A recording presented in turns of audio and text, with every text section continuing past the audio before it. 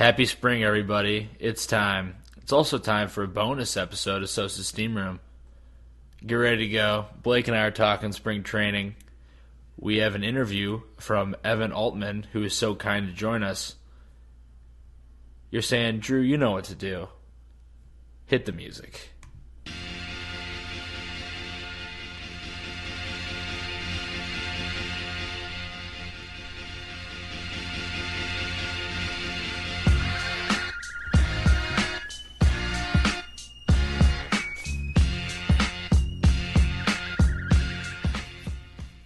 Buster Rhymes.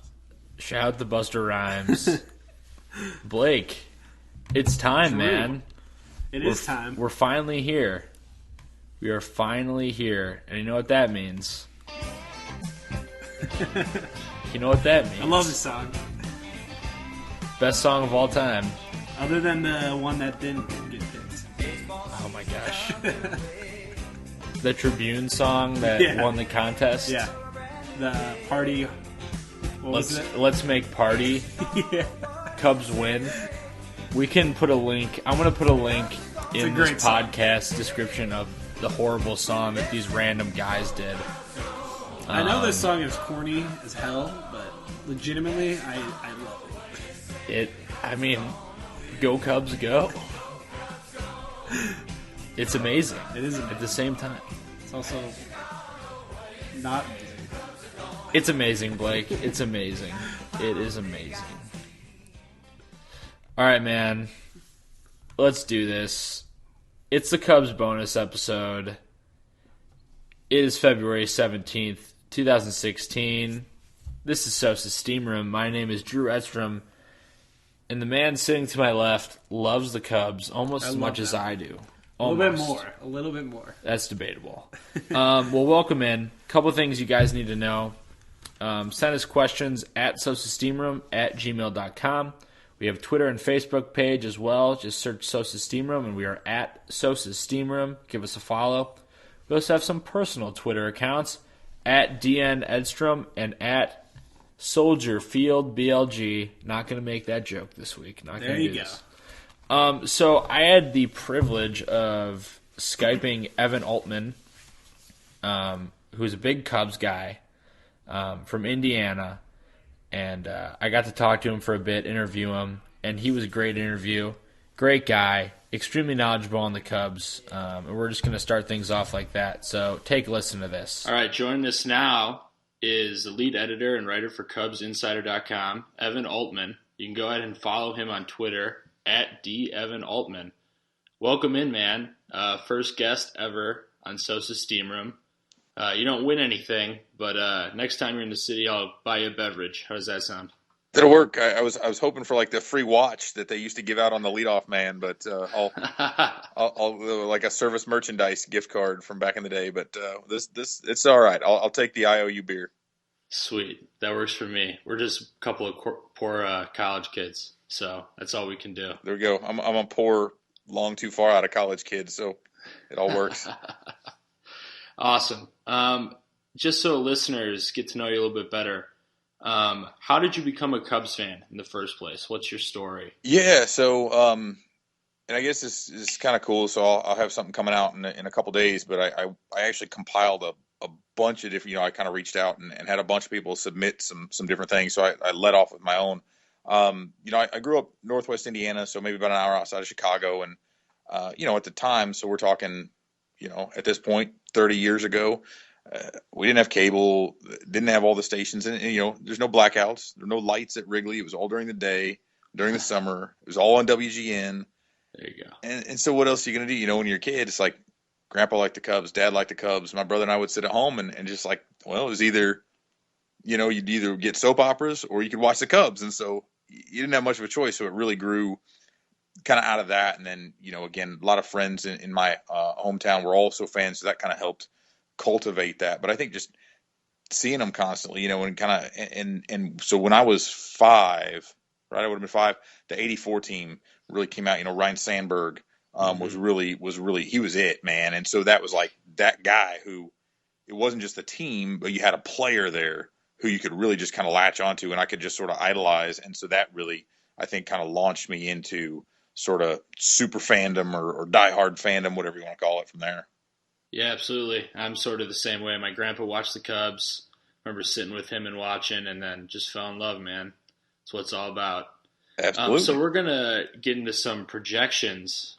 You know how hard baseball is to predict. You never really know. Postseason rolls around, team gets hot. You never know who's going to come out of the woodwork, so to speak. But the PECOTA projections came out recently, and they have the Cubs at 92 wins. Do you think that's reasonable? Do you think that's a solid projection?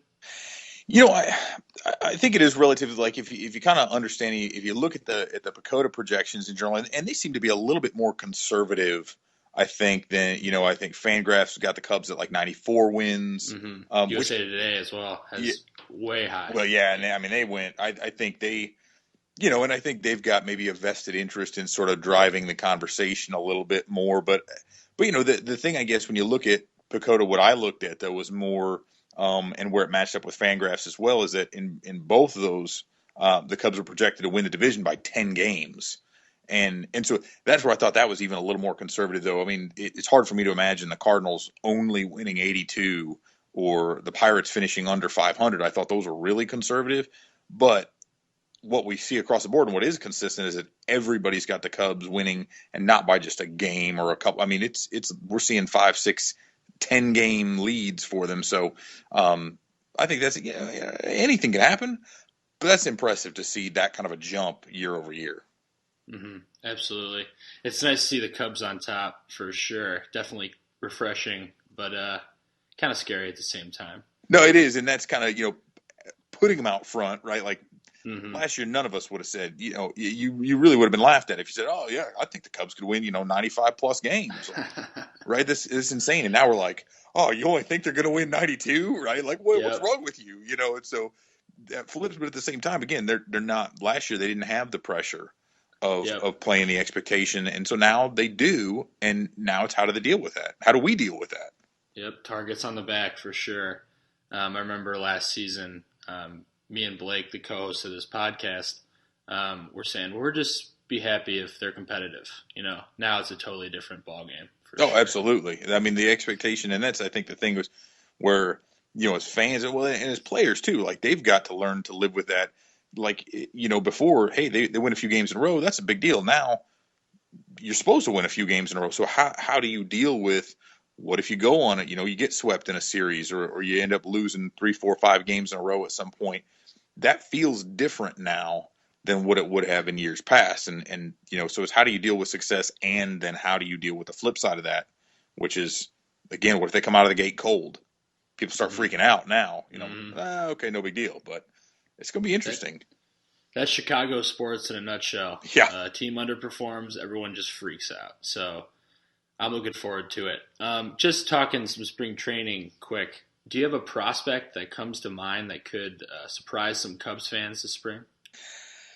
It's really interesting, right? Because at this point, it's a little different from maybe, last year it was big news when Bryant and Baez and Russell, they played pretty well, and none of them broke camp with the team, right? And we all knew that was what was going to happen, but to see it happen was still a little bit strange. And, so now the roster is a little bit more well established. I don't know that it's anybody that's going to surprise, but I'm really interested at least to see, like, what does Albert Almora look like at big league camp? How does, especially with all the talk, and we're seeing Fowler's probably going to sign with the O's. We're pretty much resigned to, no, that's not a bad thing, but we're resigned to seeing Heyward in center. But does Almora have the stuff to make it as the center fielder of the future? I think that's going to be interesting to keep an eye on. And then what does Contreras look like? Wilson Contreras back there at the catcher position, especially with, because they're going to ease Ross and Montero. I don't know why I can't even come up with his name, but those guys have been around for a while. They don't, they, again, knock some rust off and you move on. But I want to see how Contreras kind of handles himself. What does he look like? Again, how is he able to get in there with the bat behind the plate? So those are my two guys. And I know those are big names, but again, how they react to kind of a little bit more pressure on themselves, I think is going to be interesting. Yeah, absolutely. You touched on Contreras, and he's definitely a guy that comes to mind for me, too. I've been hearing great things about how well he frames pitches, how good of a defensive catcher he is, and we'll just see how he does this spring. You touched on Heyward in center. Do you think he'll stay there the whole season, or are they going to shuffle him around or possibly move Soler for some pitching? Yeah, I mean, I think it could, if the value of starting pitching came down to the point where they could get what they think Soler is worth on that market, I think we could see something happen. But, when you look at it, like, and Fowler played so well out there for them, but he wasn't expected to, right? That was a big question mark going into last season, was how is Dexter Fowler going to play defensively out in center field? That was the big thing with him. Yeah. And he acquitted himself pretty well. Now, how much of that is a resurgence on his part? How much of it is, center field at Wrigley is a little bit smaller than maybe what he was used to in Coors and in Houston, so I think, Heyward's got, I mean, he's not just some schmuck that they stick out in the corner, yeah. So I think he's actually going to perform better defensively than what we saw from Fowler. And as such, now I don't think that's permanent, but I think at least for the coming season, I think he's going to be perfectly fine out there. Yeah, I agree. We know Heyward has some crazy range, great arm. The wind at Wrigley is obviously really tricky, but I think he'll be doing fine out there. And the corner outfield spots are just the big question marks right now. We don't know how Schwarber's defense is going to look. We don't know how Soler's defense is going to look, but I'm sure it'll be all right. Yeah, I'm like I said, I'm not as good. The only thing I'm a little bit concerned about is like what you had mentioned when you have, again, Schwarber's still adjusting. Although, hey, it's spring training, so everybody comes into the best shape of their life. But I mean, everybody who's seen him, he does look like he's. And they said they wanted him to lose 15, 20 pounds, so he looks like he's slimmed down a little bit. His range is probably still not going to be great. So then it's not only how does Heyward play in center, but how does he now do, kind of having to be that guy who may have to make up a little bit for the guys on either side of him. And I think that's going to be something to look out for. But again, at the end of the day, I think both guys kind of in the corners, if we're talking Soler and Schwarber, have maybe gotten a little bit of a raw deal in terms of people thinking that they're really, below average defensively. And I think both of them, neither of them is going to be outstanding, but I think they could both be decent outfielders. Yeah, they'll hold their own, but the big question is playoff time. You saw last year the Mets kind of exploited that with Schwarber in left, and it's all about defense in the playoffs, so we'll see what happens. Yeah. Moving on to the rotation, obviously you have Arrieta at 1, Lester at 2, Lackey at 3. That 4 and 5 spot, there's kind of going to be a little bit of a battle going on. You would think Jason Hamill, they're going to give him the benefit of the doubt. He was struggling with that hamstring injury last year. He'll probably be in there. That 5 spot, Hendricks and Warren. Who do you think is going to win that battle for that 5 spot in the rotation? Yeah, I still think it's going to be Hendricks. And I've maintained that. Now I know there's definitely a lot of chatter out there that hey, Warren could come in for that. He's been told that he was brought in to be a starter, maybe not immediately, and admittedly, he's said that. I tend to think he stays in a bullpen role for now. Because again, if you send Hendricks down, you don't keep Hendricks in the bullpen. So if he doesn't make the 5th spot, he's probably in Iowa. I don't really know that he's got anything to gain from that. It seems to make more sense to me. You can kind of stash Warren in that bullpen where he's going to be incredibly effective either way.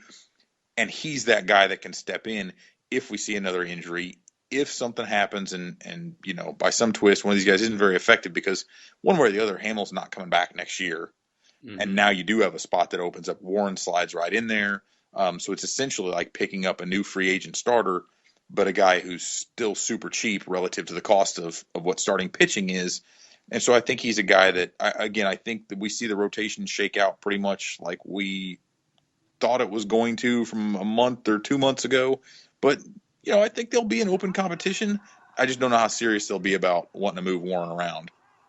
Yeah, absolutely.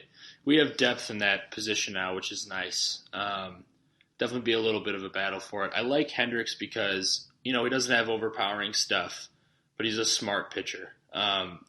He knows what to do. He studies the game. Mentally, he's there. He's going to be there. I'd agree with you. I'd like to see Hendricks in that 5th spot. But having Adam Warren as a backup plan is definitely nice. And, you can always go for the occasional bullpen game that we saw. All right, last question for you. Which Cubs player will come back to earth this season? So we talk about sophomore slumps. Mm-hmm. Do you think that exists? Is that a real thing? Yes and no. I mean, I think it's real to the extent